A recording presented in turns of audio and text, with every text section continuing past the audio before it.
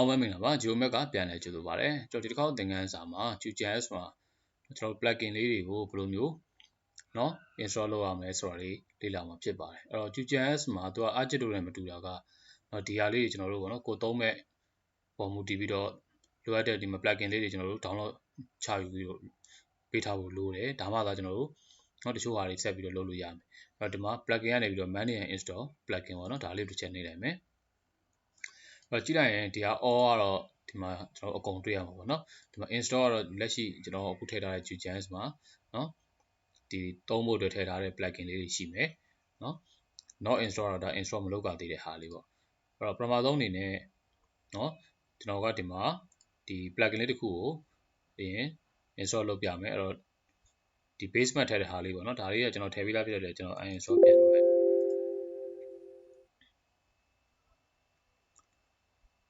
ဟုတ်ပြီအဲ့ဒါဆိုရင်ဒီမှာကြည့်လိုက်မယ်ဆိုရင် basement မရှိတော့ဘူးအဲ့တော့ကျွန်တော်အစပြန်ပြီးတော့ manage and install plugin မှာခုနကတ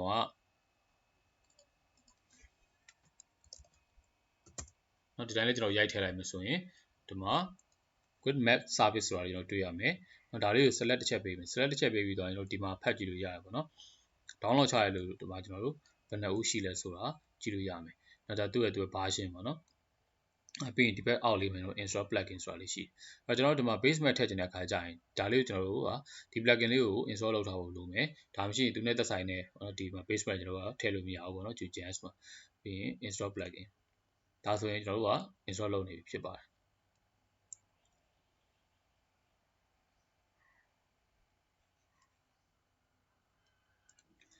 အဲ့တော့ install အောင်မြင်သွားရင်တော့ဒီပေါ်လေးမှာပေါ့နော် successfully ဆိုပြီးသူပြပါလိမ့်မယ်အဲ့တော့ဒီမှာလဲ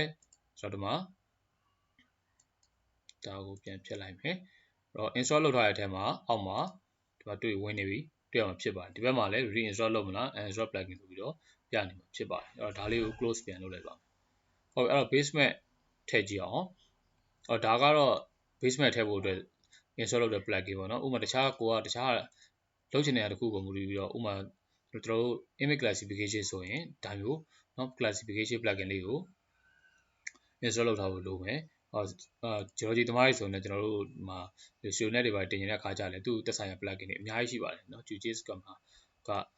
တ်ပြီအဲ့တော့ကျွန်တော် web ကနေပြီးတော့ဒီမှာခုနကကျွန်တော်တို့ထည့်လိုက်တဲ့เนาะဒီ quick map service တွေရောက်လာပြီဒီတိုင်းပဲဒီမှာ basement တွေအများကြီးတွေ့ရမှာပါလိမ့်မယ်တကယ်လို့ဒီမှာဒီတိုင်း basement တွေမတွေ့ဘူးဆိုရင်เนาะ setting ကိုသွားမယ် setting ကိုသွားပြီးတော့ဒီဘက်ကိုရွှေ့လိုက်မယ်เนาะဒီမှာဒီ service မှာ more service မှာကျွန်တော်တို့ဘာလုပ်မလဲဆိုတော့ get contributed back ဆိုတာလေးကိုတစ်ချက်နှိပ်ပေးလိုက်ပါဒါလေးနှိပ်ပြီးသွားရင်ကျွန်တော် save လုပ်လိုက်ရပါတယ်ကျွန်တော်ကဒီမှာ download လုပ်ပြီးသွားပြီဖြစ်တဲ့အတွက်ဒီမှာအကုန်မြင်နေရတာဖြစ်ပါတယ်ဒီမှာကို basement ထည့်ချင်တာကဒီမှာ OSM လားเนาะ Google လားပေါ့เนาะတော်တော်များများရပါတယ်အများသုံးတာတော့ Google ပေါ့เนาะဒီမှာ Google ဆိုလိုက်ကျွန်တော်ထည့်လိုက်မယ်ဒါဆိုရင်ဒါ basement မှာကျွန်တော် Google Earth เนาะ Google satellite map ကိုတွေ့ရပါမယ်ဟုတ်ပြီအဲ့တော့ OSM ပေါ့เนาะ Topo map ထည့်ကြည့်အောင်